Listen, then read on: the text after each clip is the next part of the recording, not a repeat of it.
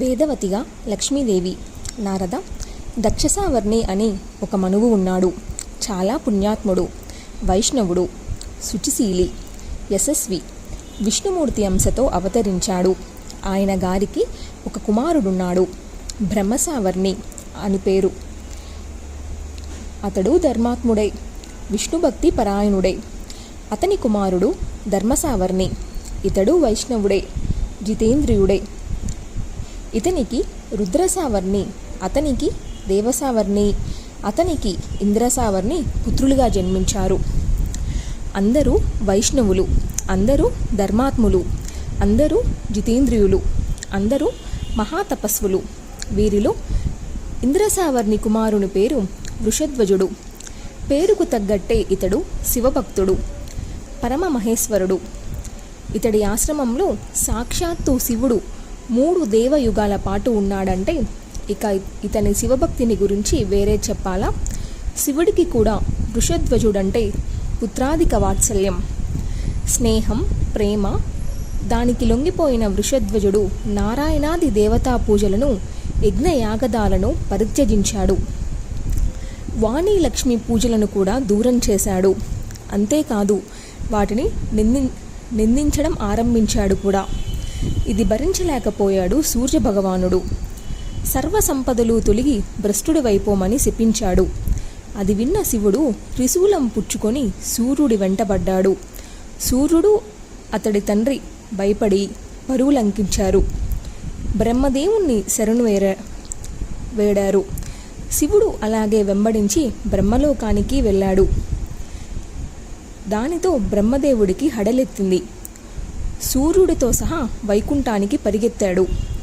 బ్రహ్మ, కశ్యప, మార్తాండులు ముగ్గురికి భయంతో నోర్లెండిపోయాయి. మాట పెగలలేదు. శ్రీమన్నారాయణుని పాదాల మీద పడ్డారు. శరణు శరణు అన్నారు.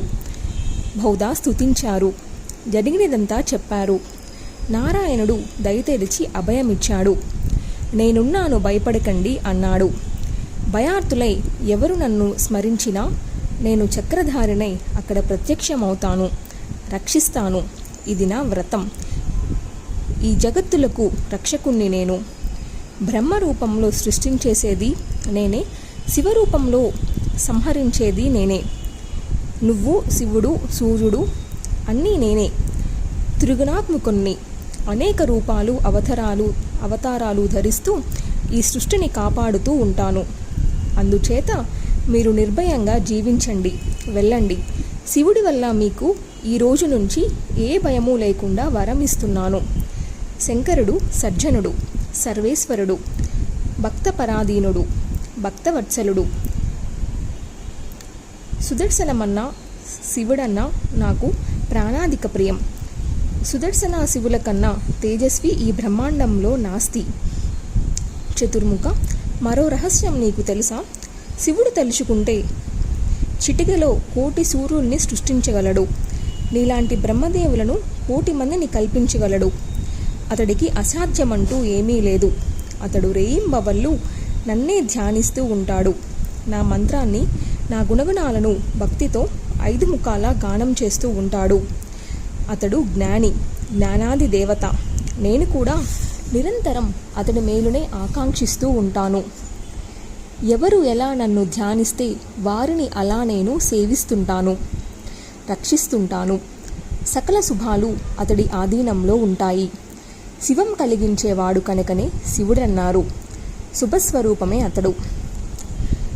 శ్రీహరి ఇలా ప్రసంగిస్తుండగానే త్రిశూలధారి అయి శివుడు కోపంతో ఊగిపోతూ ఎరుపెక్కిన కన్నులతో వృషభ వాహనం మీద అక్కడికి వచ్చాడు. వస్తూనే వాహనం దిగాడు. చక్రికి శిరసు వంచి భక్తిగా నమస్కరించాడు. ఒక్కసారి తలెత్తి తేరిపార చూశాడు. రత్నసింహాసనం మీద రత్నాంకార భూషితుడై, కిరీట కుండలాంకృతుడై, వనమాలి ఖాదారి అయి, చక్రహస్తుడై, చతుర్భుజుడై,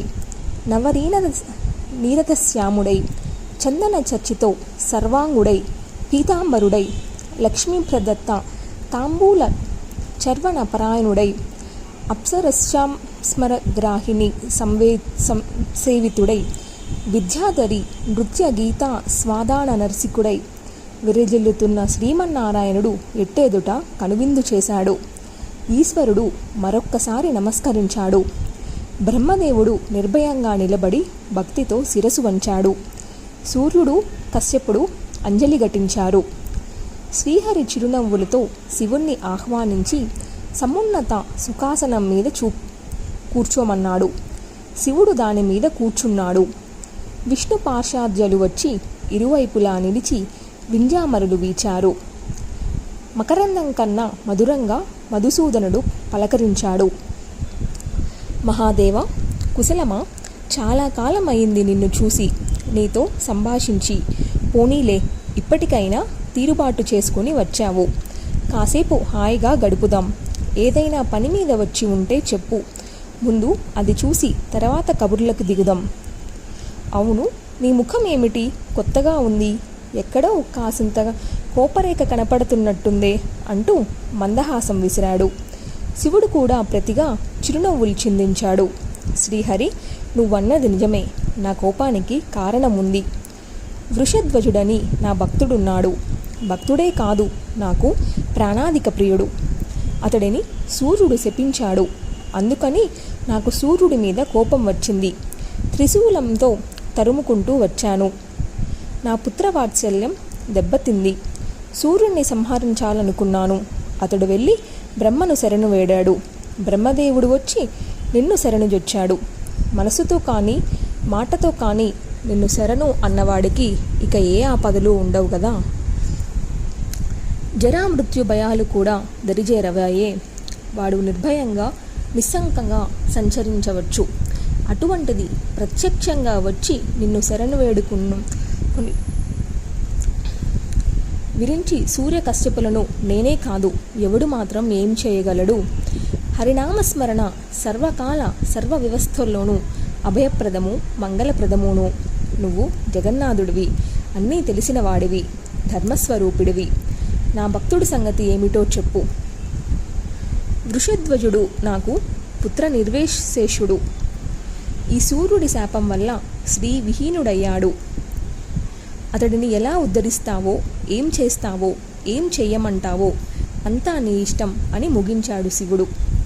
శంభు, నువ్వు గమనించలేదు కానీ సూర్యుడు శపించిన నాటి నుంచి ఇప్పటికీ 21 యుగాల కాలం గతించింది. వైకుంఠంలో గంటన్నర కాలం అంటే భూలోకంలో కొన్ని యుగాలు. నువ్వు వెంటనే నీ కైలాసానికి వెళ్ళు. వృషధ్వజుడు కాలధర్మం చెందాడు. కాలమనేది అతి దారుణము, అనివార్యము కదా.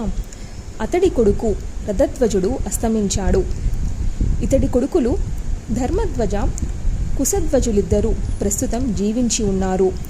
సూర్యుడి శాపం కారణంగా అప్పటి నుంచి వీరిద్దరూ ధన సంపద్వరహితులై గర్భదారిద్ర్యం అనుభవిస్తున్నారు. అయితే ధర్మధ్వజ, కుశధ్వజులిద్దరూ పరమ వైష్ణవులు. ప్రస్తుతం రాజభ్రష్టులు, శ్రీ విరహితులు. ఇద్దరు లక్ష్మీదేవిని ఉపాసిస్తున్నారు కనుక త్వరలోనే వారిద్దరి భార్యలకు లక్ష్మీదేవి తన అంశను, తన కలను అందిస్తుంది. పుత్రికగా జన్మిస్తుంది. అప్పుడు సంపన్నులవుతారు, రాజ్యం పొందుతారు, రాజశ్రేష్ఠులవుతారు. శివ, ఇక నువ్వు వెళ్ళు. నీ సేవకుడు మరణించి చాలా కాలమైంది అని ఆజ్ఞాపించి శ్రీహరి కొలువు చాలించాడు. అభ్యంతర మందిరానికి వెళ్ళిపోయాడు. శివుడు తపస్సు కోసమని తన లోకానికి వెళ్ళిపోయాడు. బ్రహ్మదేవుడు నిష్క్రమించాడు. సూర్యకశ్యపులు సెలవు తీసుకున్నారు. నారద, ధర్మధ్వజ, కుశధ్వజులు లక్ష్మీదేవిని ఆరాధిస్తూ చాలా కాలం తపస్సు చేశారు. ఆ తల్లి అనుగ్రహానికి పాత్రులయ్యారు. పోయిన రాజ్యాలను, సంపదలను తిరిగి పొందారు. పుత్రవంతులు అయ్యారు. వారిలో కుశధ్వజ మహారాజు గారి ఇల్లాలు మాలావతి మళ్ళీ నీళ్లు పోసుకుంది. 10 నెలలు మోసి ఆడపిల్లను ప్రసవించింది. ఆ బిడ్డ పుడుతూనే వేదధ్వని చేసింది. సజ్జో యవనవతి అయి పురిటి మంచం మీద నుంచి లేచి వచ్చింది. పుట్టగానే వేదాలు వల్లించింది కనుక ఆ కన్యకకు వేదవతి అని నామకరణం చేశారు. పురిటి గది నుంచి ఈవలికి వచ్చి స్నానం చేసి తపస్సు చేసుకుంటానంటూ అడవులకు బయలుదేరింది. తల్లిదండ్రులు, పెద్దలు ఎంత వారించినా వినిపించుకోలేదు. నిమిషమాగలేదు. పుష్కర క్షేత్రానికి వెళ్ళి ఒక మన్వంతర కాలం తీవ్ర తపస్సు చేసింది. అయినా ఆమె శరీరం బడలిపోలేదు, వడిలిపోలేదు. నవ్వయవ్వనం అలాగే నిలిచింది. అప్పుడొక అశరీర వాక్కు వినిపించింది. వేదవతి, పై జన్మలో నీ తపస్సు ఫలిస్తుంది, నీ కోరిక నెరవేరుతుంది. బ్రహ్మాదులకే అందని శ్రీహరిపతిగా వాంఛిస్తున్నావు. వచ్చే జన్మలో శ్రీహరి నీకు భర్త అవుతాడు. ఈ మాటలకు వేదవతి సంతోషించింది. అక్కడి నుంచి బయలుదేరి గంధమాధవ పర్వతం శిఖరం మీద అత్యంత నిర్జన ప్రదేశంలో మళ్ళీ తపస్సు కొనసాగించింది. ఒకనాడు అక్కడికి రావణాసురుడు వచ్చాడు. వేదవతి యథావిధిగా అతిథి మర్యాదలు చేసింది. పళ్ళు, ఫలాలు, అర్ఘ్యపాద్యాలు, శీతలోదకాలు భక్తితో సమర్పించింది. అన్నింటినీ స్వీకరించి ఆ పాపాత్ముడు మరింత చేరువుకి వెళ్ళి వెకిలిగా కుశల ప్రశ్నలు వేశాడు. ఆమె సౌందర్యానికి చెలించి కామబాణ పీడితుడయ్యాడు. చటుక్కున చెయ్యి పట్టుకొని కౌగిలించుకోబోయాడు. వేదవతి కోపంతో బుసుకొట్టింది. కళ్ళల్లో నిప్పులు రాల్చింది. అతడిని శిలాప్రతిమల నిశ్చేష్టుణ్ణి చేసింది.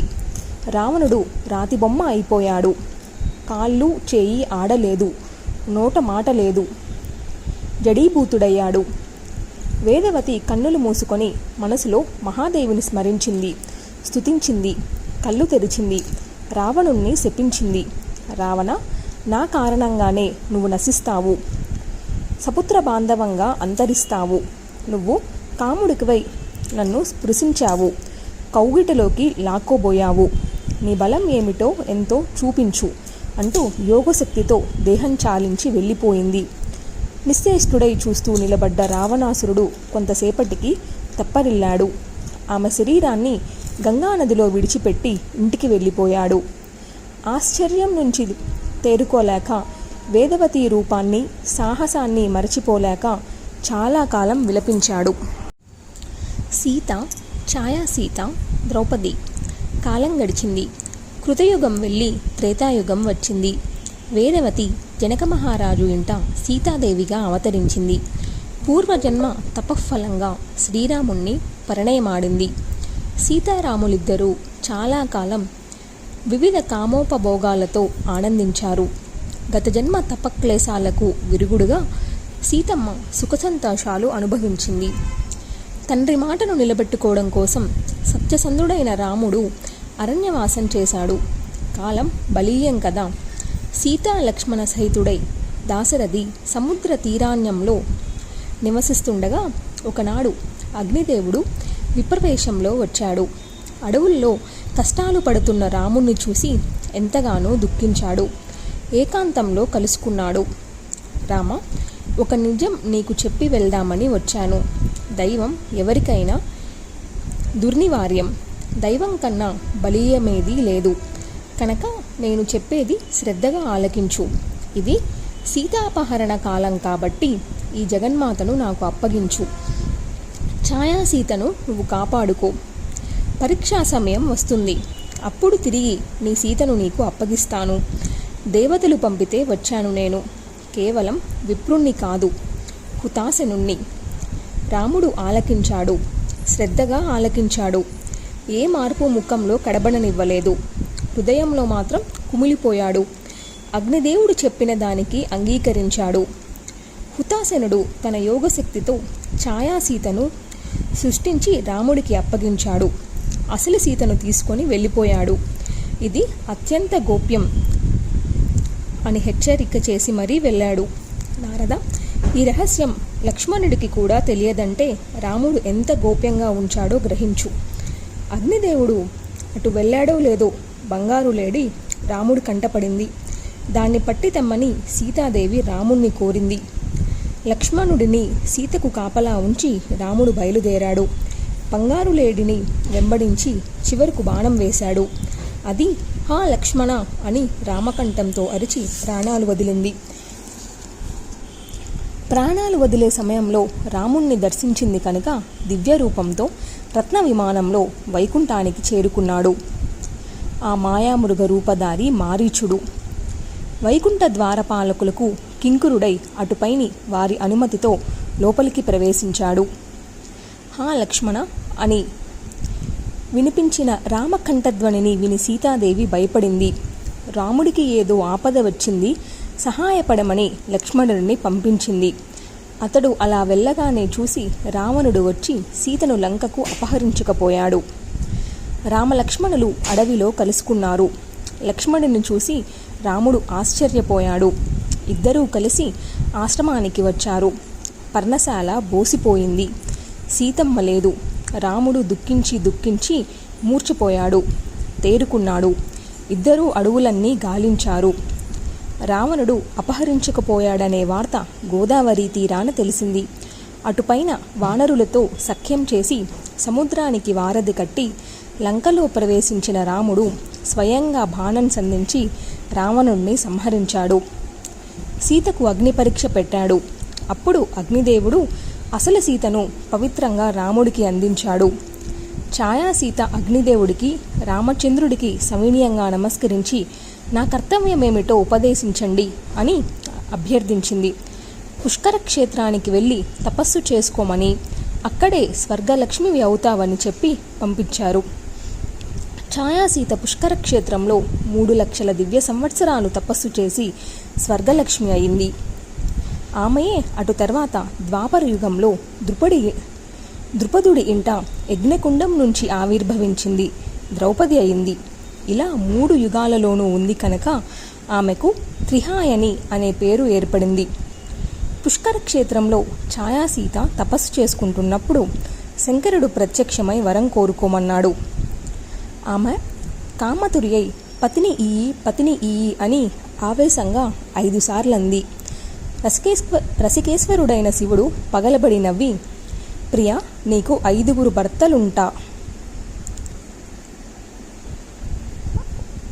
భర్తలుంటారు అని వరమిచ్చి అదృష్టమయ్యాడు.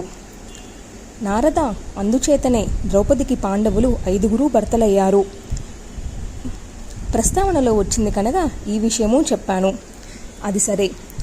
అసలు సీతను స్వీకరించి లంకారాజ్యానికి విమేశుడిని పట్టాభిషిక్తుణ్ణి చేసి రాముడు అయోధ్యకు తిరిగి వచ్చాడు. 11,000 సంవత్సరాల పాటు రాజ్యం పరిపాలించాడు. అటుపైన సర్వలోకాలతో పాటు తాను వైకుంఠానికి వెళ్ళిపోయాడు. లక్ష్మీదేవి అంశ అయిన వేదవతి లక్ష్మీదేవిలో ప్రవేశించింది. చతుర్వేదాలు మూర్తిమంతులై వేదవతి నాలుగు మీద నాట్యమాడుతూ ఉండేవట. అతి పవిత్రము, పాపనాశకము, పుణ్యప్రదము అయిన వేదవతి వృత్తాంతం చెప్పాను. తరువాత కథ ఆలకించు.